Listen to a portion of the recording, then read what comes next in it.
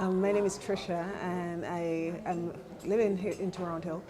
And I'm a government employee, a federal government employee. And I first visited Dr. Naram because I was losing my hair. All the top of my hair, the front part, local area, was going bald. Now, it was a great concern for me because I've always had long, thick hair. And I wasn't sure. I'd gone to a dermatologist and they tested my scalp and said that, oh, your scalp is healthy.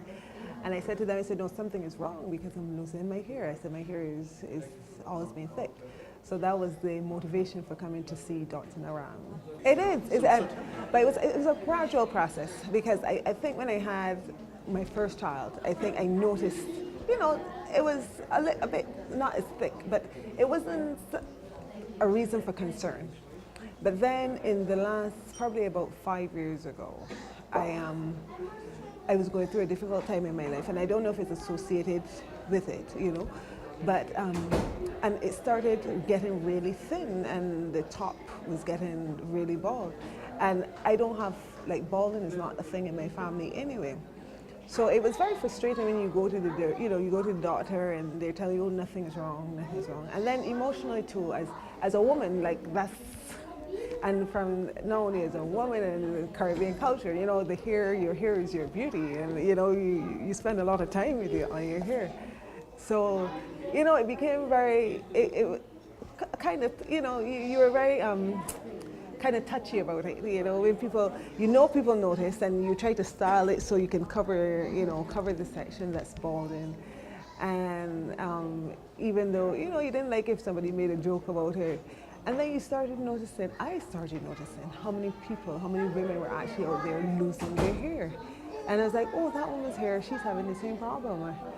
And so emotional, and I was like, no, I have to do something about this. I'm not, and some people said, oh, so you're getting old. I said, I'm not old. I'm not willing to accept I'm not willing to accept that. There has to be something, and I am usually a very logical thinker like that. I was like, there has to be something going on in my body that is causing me to lose my hair.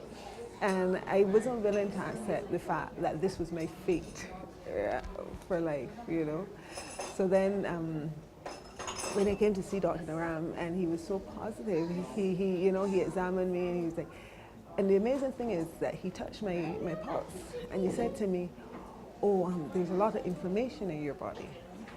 And I was like, okay, you're a bit of a skeptic. I was like, okay. But the funny thing is that I had gone to see, I had finally been referred to another dermatologist because I went back to my family doctor who I had built a relationship with over a number of years. And I said to her, you have to send me to every ologist that you have.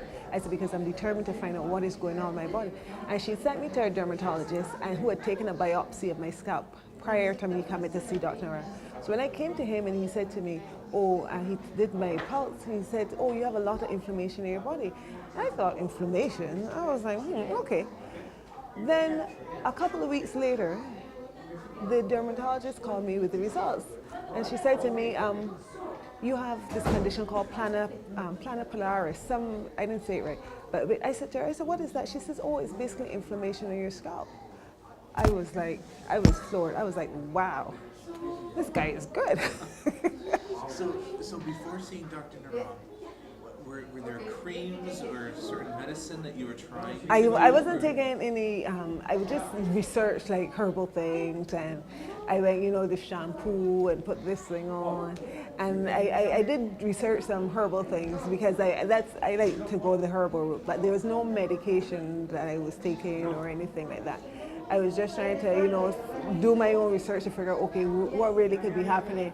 But inflammation the existence of inflammation in my body never occurred to me. It's just like, the follicles, the collagen, but why,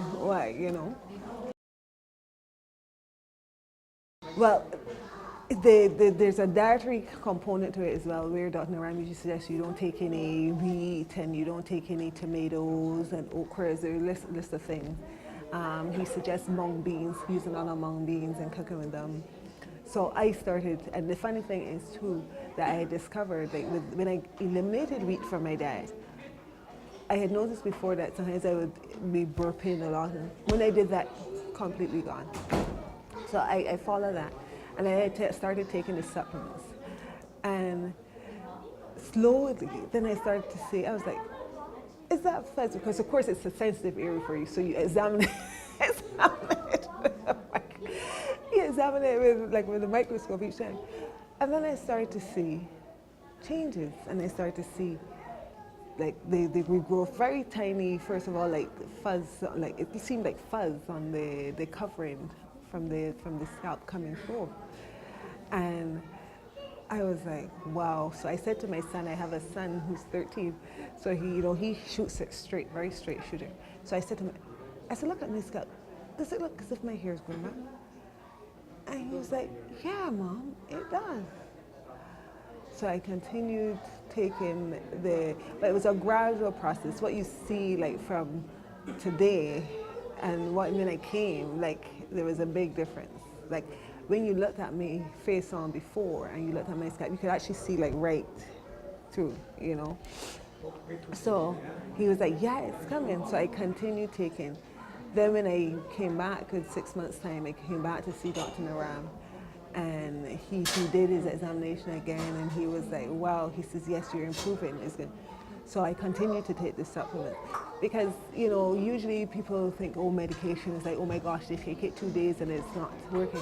But I knew with the supplements, because I've always come from a background of herbal remedies, that you have to correct, you're rebuilding the process, whatever the problem is within. So it takes time. So I was confident, and I was pleased with the results. And I'm patient, and I was pleased with what I was seeing in the gradual process. So I continued taking them. I also took there was the shampoo and the hair oil, which I massaged my scalp with.